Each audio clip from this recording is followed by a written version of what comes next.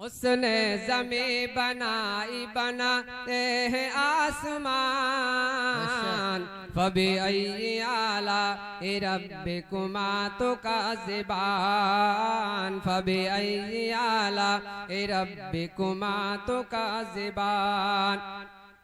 उसने निकाली ऊँटनी जिंदा पहाड़ से, बेशक उसने निकाली ऊँटनी जिंदा पहाड़ से ठंडी। तो मेरी मुराद हजरत हाफिज अब्दुल रकीब साहब से है कि वो आए और अपने बयानाते हसना से हम सब के दिलों को मुस्तफीज फरमाएं।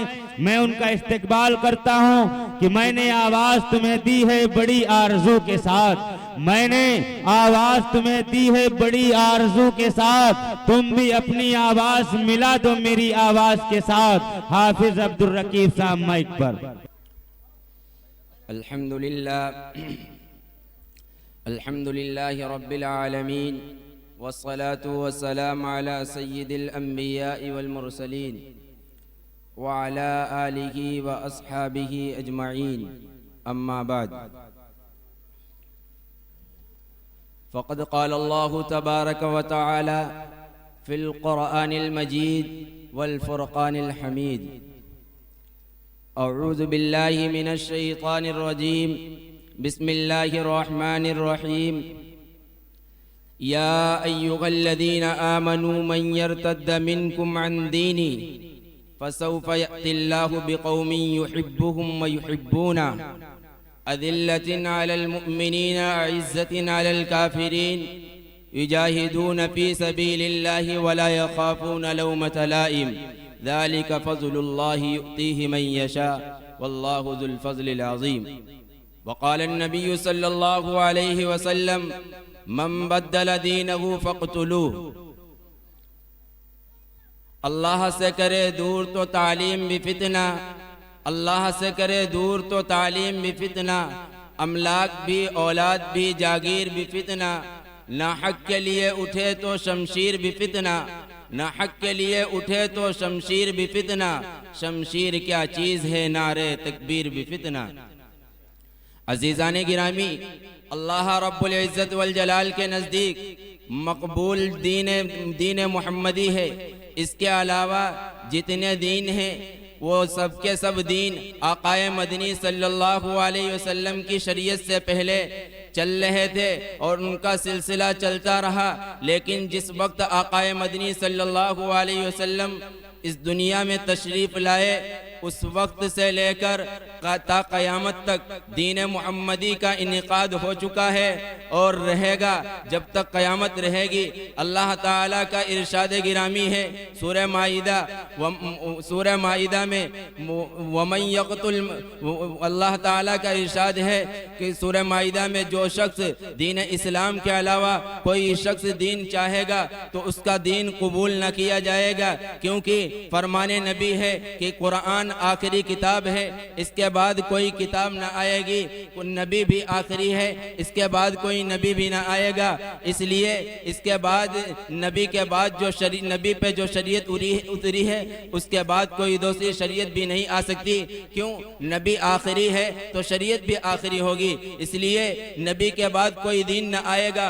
जो शख्स भी दूसरे के गैरों की तरफ दीन की तरफ माइल होगा, जो शख्स मजहब इस्लाम के अलावा कोई दूसरा दीन चाहेगा, अल्लाह रब्बुल इज़्ज़त वल जलाल ने उसके लिए उतनी ही सख्त सजा सुनाई है कि तुम चाहो मनपसंदी कर लो, तुम्हें इख्तियार है। अल्लाह ने अक्ल सलीम तुम्हें दी है, तुम्हें इख्तियार है, जो चाहो कर लो। अल्लाह ताला ने इरशाद फरमाया है हमने तुम्हारे लिए ऐसी सख्त तरीन सजाएं इख्तियार की हैं कि तुम्हें तुम्हारी सारी करतूतें याद आ जाएंगी।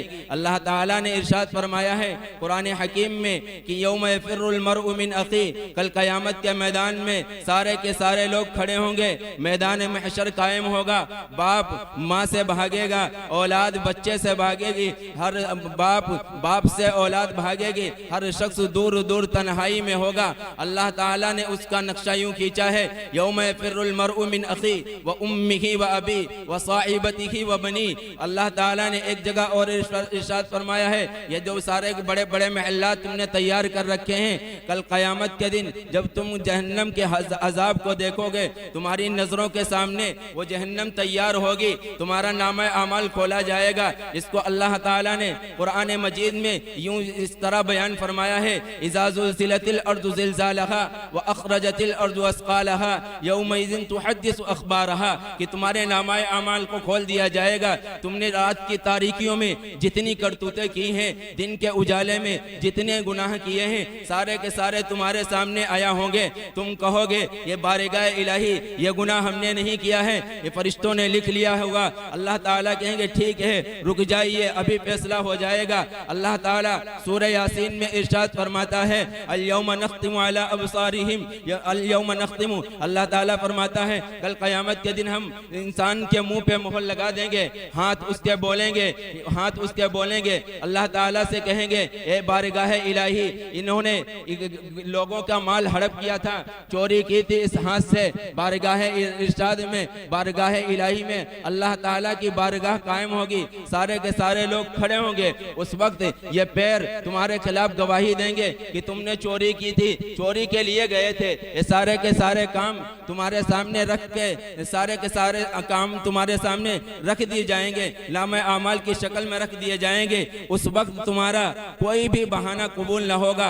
उस वक्त इंसान कहेगा बारगाह इलाही, अल्लाह ताला ने उसका नक्शा कुछ इस तरह खींचा है कुरान करीम में। इंसान कहेगा बारगाह इलाही, तू हमारे नामा अमाल को इससे अच्छा बेहतर है, तू हमारे नामा अमाल को ना दिखा। क्यों उस नामा अमाल में ऐसे ऐसे करतूत लिखे होंगे कि इंसान उनको देखने को नहीं चाहेगा। बारगाह इलाही से कहेगा अल्लाह ताला आप मुझे जहन्नम में दाखिल कर दीजिए, लेकिन मेरा नामा अमाल ना दिखाइए।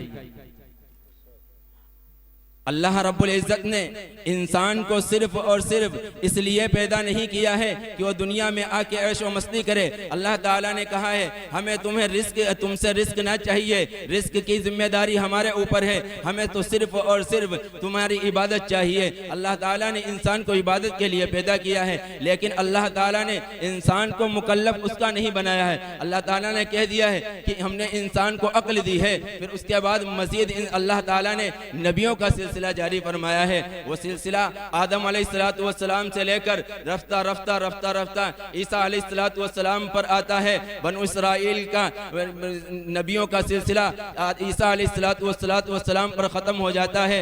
ईसा अलैहिस्सलाम आखिरी नबी हैं बनु इसराइल के। उसके बाद हजरत मोहम्मद मुस्तफ़ा सल्लल्लाहु अलैहि वसल्लम आते हैं। जब दुनिया चारों तरफ गुमराही में फैली हुई थी, आक़ाए मदनी सल्लल्लाहु अलैहि वसल्लम दुनिया में तशरीफ लाए। दुनिया में तशरीफ लाकर दुनिया में लोगों को सही तालीम दी और बता दिया कि अल्लाह एक है, उसी अल्लाह की इबादत करनी है, उसके सिवा किसी की इबादत नहीं करनी है। अगर उसके सिवा जाओगे, कहीं राह पे जाओगे, कहीं दूसरी राह इख्तियार करोगे तो तुम्हें कोई रास्ता ना मिलेगा। कोई दूसरी राह इख्तियार करोगे तो दुनिया में हो सकता है तुम्हें चंद मिनट की जिंदगी में तुम राहत और सुकून हासिल कर लो, लेकिन कल क़यामत के दिन जो जिंदगी तुम्हें मिलेगी लामहदूद जिंदगी है, इसकी कोई तादाद नहीं है, उसमें तुम्हें कोई सुकून और राहत न मिलेगी। आज के इस नाजुक दौर में मुस्लिम लड़कियां इर्तिदाद का शिकार हो रही हैं। जब हम सोशल मीडिया पर एक नज़र दौड़ाते हैं तो मालूम होता है कि इर्तिदाद की लहरें दौड़ रही हैं। मुस्लिम नौजवान बच्चियां गैरों के चंगुल में फंसकर अपने ईमान से हाथ धो बैठी हैं। अफसोस सद अफसोस, कभी हमने गौर किया है ये सब हालात क्यों पेश आए? क्यों हमारे बच्चे और बच्चियां गैरों के चंगुल में फंसकर अपने ईमान से हाथ धो बैठे? आखिर ये इन सब चीज़ों के असबाब क्या हैं? चुनाचे जब हम इनके असबाब को तलाश करने की कोशिश करते हैं तो मालूम होता है कि इसका सबसे पहला और बुनियादी सबब दीनी तालीम से दूरी है, दीनी तालीम से महरूमी है, दीनी तालीम से महरूमी है। ये दीनी तालीम जो मकतबों में दी जाती है, यही बुनियादी सबब है इंसान के ईमान की बका का, इंसान की जिंदगी की बका का। इससे दूरी की वजह से इंसान अमलन व अक़ीदतन अल्लाह से बेजार है। दीनी तालीम से दूरी की वजह से आज इंसान फिल्मी एक्टरों पॉप सिंगरों के पेशन आईनादार है। उसको आक़ाए मदीना सल्लल्लाहु अलैहि वसल्लम की जिंदगी पसंद नहीं, उसे हीरो की जिंदगियां अपनाने लगे हैं। कोई हीरो किसी किस्म का कपड़ा पहन ले, इंसान उसको अपना बड़ा शर्फ समझने लगता है। उसको आक़ाए मदीना सल्लल्लाहु अलैहि वसल्लम की सूरत पसंद नहीं। इंसान आक़ाए मदीना सल्लल्लाहु अलैहि वसल्लम की अगर सूरत अल्लाह रब्बुल इज़्ज़त को दाढ़ी के साथ पसंद न होती तो अल्लाह के नबी सल्लल्लाहु अलैहि वसल्लम के चेहरे पे कभी दाढ़ी ना होती। मगर इंसान गैरों के तरीके पर अपना कर वो अंग्रेज जो अल्लाह के नबी सल्लल्लाहु अलैहि वसल्लम का हमतन दुश्मन है, उसके चेहरे को बड़ी सुकून से और इत्मीनान से अपना रहा है और शीशे में देख रहा है कि हमारी दाढ़ी एकदम सपासप है। अल्लाह के नबी सल्लल्लाहु अलैहि वसल्लम के चेहरे से बिल्कुल हमारा चेहरा नहीं मिल रहा है और फिर खुश होता है कि हमारा चेहरा बहुत खूबसूरत दिख रहा है। तुम्हें शर्म से डूब मरना चाहिए। आक़ाए मदीना सल्लल्लाहु अलैहि वसल्लम का चेहरा हज़रत यूसुफ अलैहिस्सलाम के चेहरे की मिसाल दी जाती है। अगर उनका चेहरा खूबसूरत मानते हो तो इस बात को भी मानना पड़ेगा कि उनके चेहरे पे दाढ़ी भी थी, वो भी खूबसूरत थी। वरना ये इस बात का इनकार करना पड़ेगा कि दाढ़ी के बगैर चेहरा खूबसूरत होगा। और दूसरी तरफ इर्तिदाद की लहर, हमारी मुस्लिम बच्चियां इर्तिदाद का शिकार हो रही हैं। उसका बुनियादी सबब यह भी है कि वालिदैन की बेतवज्जोही और लापरवाही है। फायदा और नुकसान की परवाह किए बगैर बच्चों की हर ख्वाहिश और मुतालबे को पूरा किया जाता है, जिसकी वजह से यही औलाद रक्सो सुरूद के कल्बों में न्यू ईयर और बर्थडे की पार्टियों के नाम पर सुन्नत मुस्तफ़वी के खिलाफ बरसरे पेकार है और आलम इस्लाम के वजूद से शर्मसार है। हज़रात, मखलूत निज़ाम तालीम फितने इर्तिदाद का सबसे मुअस्सिर सबब है। तालीम के नाम पर बेहयाई, इस्मत बाख्तगी, नफ्सानी ख्वाहिशात की तकमील की जाती है, जिसका मकसद सिर्फ और सिर्फ यह होता है कि मुस्लिम कौम भी उरियानियत की भेंट चढ़ जाए, फिर रफ्ता रफ्ता इसी तालीम से मुतासिर होकर मजहबी तालीम को छोड़ बैठे।